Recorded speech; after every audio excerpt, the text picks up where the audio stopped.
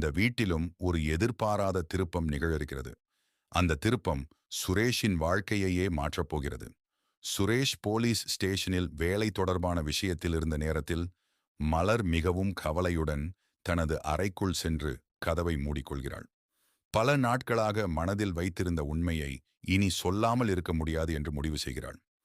மதி எந்த தவறும் செய்யாத நிலையில் அவளை மட்டும் குற்றவாளியாக காட்டி அனைவரும் நடத்தி கொள்வதை பார்த்து மலருக்கு உள்ளுக்குள் குற்ற உணர்வு அதிகரித்திருந்தது. உடனே தனது கைபேசியை எடுத்து சுரேஷிற்கு அழைக்கிறாள். அழைப்பு எடுக்கப்பட்டதும் சுரேஷ் வழக்கம் போல வீட்டில் மீண்டும் ஏதாவது சண்டை நடந்ததா என்று கேட்கிறார். ஆனால் மலரின் குரலில் இருந்த தீவிரம் இந்த அழைப்பு சாதாரணமானது அல்ல என்பதை அவருக்கே உணர்த்துகிறது. அதன் பிறகு மலர் மிகவும் அமைதியாகவும் உறுதியாகவும் பல நாட்களாக மறைத்து வைக்கப்பட்டிருந்த உண்மைகளை ஒன்றன்பின் ஒன்றாக சொல்ல ஆரம்பிக்கிறாள். மலர் கூறும் ஒவ்வொரு வார்த்தையும் சுரேஷின் மனதில் அதிர்ச்சியை ஏற்படுத்துகிறது. மதி மீது குற்றம் சாட்டப்பட்ட பல சம்பவங்களிலும் உண்மையில் அவளுக்கு எந்த தவறும் இல்லை என்றும், பல சந்தர்ப்பங்களில் ராஜலட்சுமியே விஷயங்களை பெரிதாக்கி காட்டியதாகவும் மலர் விளக்கமாக கூறுகிறாள்.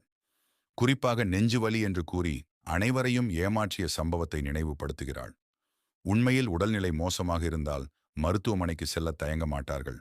ஆனால் ராஜலட்சுமி மட்டும் மருத்துவமனைக்கு செல்ல மறுத்ததை சுரேஷ் நினைத்து பார்க்க வேண்டும் என்று கூறுகிறாள். மலரின் வார்த்தைகள் சுரேஷின் மனதில் சந்தேக விதைகளை விதைக்கத் தொடங்குகின்றன. இதுவரை அம்மா சொன்னது அனைத்தும் உண்மை என்று நம்பியிருந்த அவர் முதல் முறையாக வேறு கோணத்தில் சிந்திக்க ஆரம்பிக்கிறார். மதி கூறிய பல விஷயங்களும் இப்போது அவருக்கு நினைவுக்கு வர ஆரம்பிக்கின்றன. அந்த நேரத்தில் மலர் இன்னும் ஒரு முக்கியமான விஷயத்தை கூறுகிறாள். ராகவி விளையாட்டாக எடுத்த ஒரு வீடியோவில் மதி மற்றும் ராஜலட்சுமி இடையே நடந்த உரையாடல் முழுவதும் பதிவாகி இருப்பதாக தெரிவிக்கிறாள். அந்த வீடியோவை பார்த்தால் யார் உண்மை பேசினார்கள் என்பது தெளிவாக தெரியும் என்று கூறி அதை உடனே சுரேஷிற்கு அனுப்புகிறாள். அழைப்பு முடிந்த பிறகும் சில நிமிடங்கள் சுரேஷ் அமைதியாக இருக்கிறார். அவரது மனதில் பல கேள்விகள் எழுகின்றன. ஒரு புறம் அம்மா மீது இருந்த நம்பிக்கை, மறுபுறம் மதி மீது தானே செய்த அநியாயங்கள். இறுதியில் அவர் அந்த வீடியோவை திறந்து பார்க்க முடிவு செய்கிறார். வீடியோ ஓடத் தொடங்கிய சில நொடிகளிலேயே அவரது முகபாவனை மாறிவிடுகிறது. அதில் மதி மிகவும் பொறுமையாகவும் மரியாதையாகவும் பேசுவது தெரிகிறது.